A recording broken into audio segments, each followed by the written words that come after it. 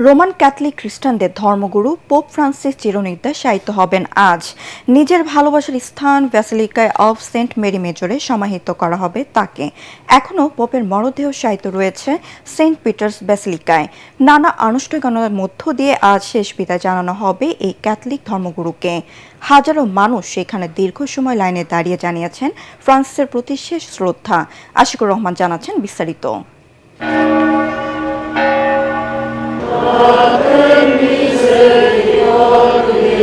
স্থানীয় সময় বুধবার থেকেই সেন্ট পিটার্স স্কয়ার এবং আশপাশের সড়ক জুড়ে মানুষের দীর্ঘ লাইন হয়, যা এক পর্যায়ে গির্জার মূল বেদির দিকে এগিয়ে যায়।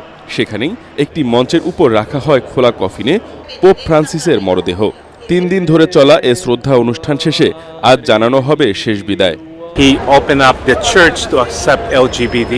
উন্মুক্ত কফিনে শোয়ানো লাল পোশাকে পোপের মরদেহ রাখা হয় সেন্ট পিটার্স ব্যাসিলিকায়। সব মশার বিরুদ্ধে সুরক্ষা দিতে এলো বসুন্ধরা এক্সট্রিম অ্যারোসল, মশার বিরুদ্ধে এক্সট্রিম সুরক্ষা। 3 দিন পর শুক্রবার স্থানীয় সময় রাত 8টায় ধর্মীয় আচারের মধ্য দিয়ে বন্ধ করা হয় কফিন।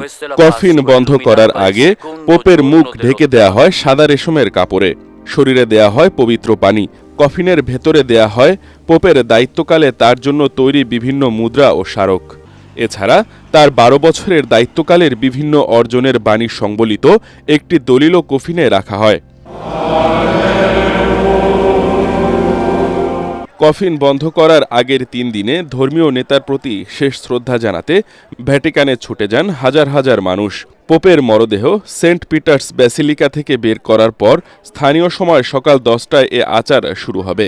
তাতে অংশ নেবেন 220 জন কার্ডিনাল এবং 750 জন বিশপ ও ধর্মযাজক। এরপর পোপের কফিন সেন্ট পিটার্স ব্যাসিলিকা থেকে রোমের ব্যাসিলিকা অফ সেন্ট মেরি মেজরে নিয়ে যাওয়া হবে। শেষ শ্রদ্ধা জানাতে কফিনের সঙ্গে থাকবে দরিদ্র মানুষদের একটি দল। দরিদ্রদের প্রতি পোপের ভালোবাসা তুলে ধরতেই এ সিদ্ধান্ত নেওয়া হয়েছে। সবশেষ 1903 সালে পোপ লিও ত্রয়োদশকে ভ্যাটিকানের বাইরে সমাহিত করা হয়েছিল।